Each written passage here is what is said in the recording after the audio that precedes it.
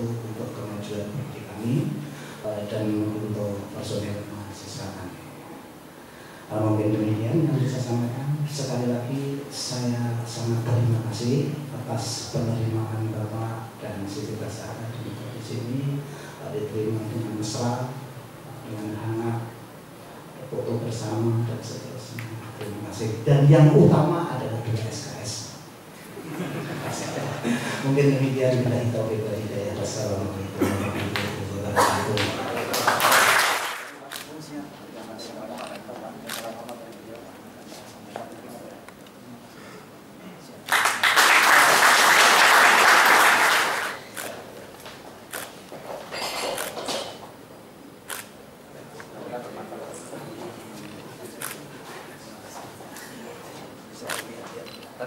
Saya sampaikan ke Kapolri, Pak. Itu PTK saya fotokopi. Mohon izin Pak, saya melanjutkan Pak Ketua untuk menyampaikan bahan makalahnya Pak Kapolri dalam rangka memberikan kuliah umum kepada adik-adik semuanya.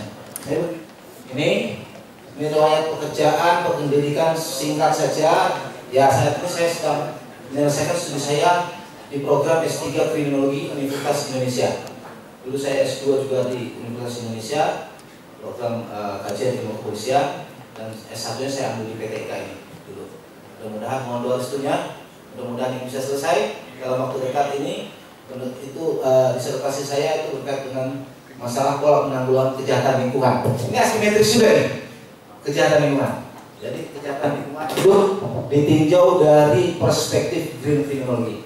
Karena saya orang kriminologi, jadi saya bawanya ke green criminology. Ini kata kunci nih, mohon disimak baik-baik. Fungsi kepolisian dalam mewujudkan ketahanan nasional sebagai suatu cara menghadapi perang asimetris. Nah, berkait dengan program studinya adik-adik semua. Teman-teman sekalian, mohon dipahami konsep ini sebagaimana tadi disampaikan Pak Bapak Ketua S3. Kalau kita mau memahami tentang ilmu kepolisian itu adalah sebuah bidang ilmu pengetahuan. Tadi menampilkan ontologi, epistemologi, aksiologi, metodologi. Jadi kalau nanti lanjut program S3, ini namanya filsafat ilmunya. Itu filsafat ilmu. Semua ilmu harus menampilkan itu. Kalau sebagai sebuah bidang ilmu pengetahuan yang mempelajari fungsi kepolisian, dia juga mempelajari tentang lembaga. Kalau berbicara nanti menghadapi perang asimetris, bagaimana struktur kelembagaan organisasi kepolisian menghadapi perang asimetris, ini menjadi dasar kajian kita untuk mempersiapkan Polri atau bagaimana Polri menghadapi perang asimetris tersebut. Kemudian tentang masalah sosial. Masalah sosial di sini adalah masalah-masalah yang ada, muncul dan hidup di tengah-tengah masyarakat sebagai akibat dari interaksi hubungan yang terjadi di antara masyarakat dengan masyarakat, masyarakat dengan lingkungannya, dan masyarakat dengan ketuhanannya. Kalau kita memahami tugas fungsi kepolisian, harus melihatnya dari dua aspek, dari dalam dan keluar. Dari dalam itu menyangkut tentang hal ihwal kepolisian, lembaga kepolisiannya, baik itu menyangkut struktur organisasi, anggaran, sumber daya yang dimilikinya dalam menghadapi dan dalam menjalankan tugasnya. Ini namanya melihat dari dalam. Bagaimana kalau melihat dari luar? Tentu dikaitkan dengan masalah sosial itu tadi. Ini yang disampaikan tadi Pak Ketua. Jadi masalah sosialnya ya dilihat. Sekarang sudah semakin berkembang, pengaruh globalisasi yang mempengaruhi aspek regional, nasional terhadap kondisi dinamika bangsa ini, itu menjadi sebuah masalah sosial yang harus dihadapi dan ditangani dan diselesaikan dalam rangka mewujudkan keteraturan sosial tadi. Nah, ini sedikit saya antar. Saya sedikit mengantar. Kedudukan organisasi Polri itu tidak bisa dan tidak dapat lepas dari bagaimana sistem ketatanegaraan yang ada. Di dunia manapun, di luar negeri, kedudukan organisasi kepolisian sangat berpengaruh dari aspek dan dipengaruhi oleh aspek sistem ketatanegaraan. Organisasi kepolisian itu dinamis. Setiap saat dia akan bisa berubah sesuai dengan tantangan tugas dan masalah yang dihadapi. Organisasi kepolisian adalah organisasi yang besar.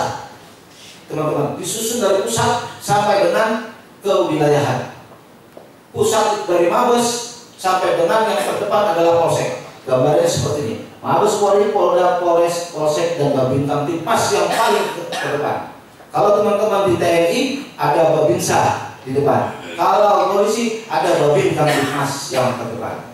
Dan ini dulu ketika awal berdirinya polisi tidak ada strukturnya berbicara tentang adanya Direktorat Cybercrime sekarang di Mabes Polri. Seperti itu. Seperti sekarang di organisasi kepolisian di tingkat Polda, organisasi reserse itu dibagi menjadi Direktorat Reserse Kriminal Umum dan menjadi Direktorat Reserse Kriminal Khusus. Ada lagi dibentuk Direktorat Reserse Narkoba. Itu gambarannya teman-teman bahwa organisasi Polri itu dinamis. Globalisasi adalah sebuah keniscayaan yang terjadi saat ini di seluruh dunia. Keniscayaan apa, Pak?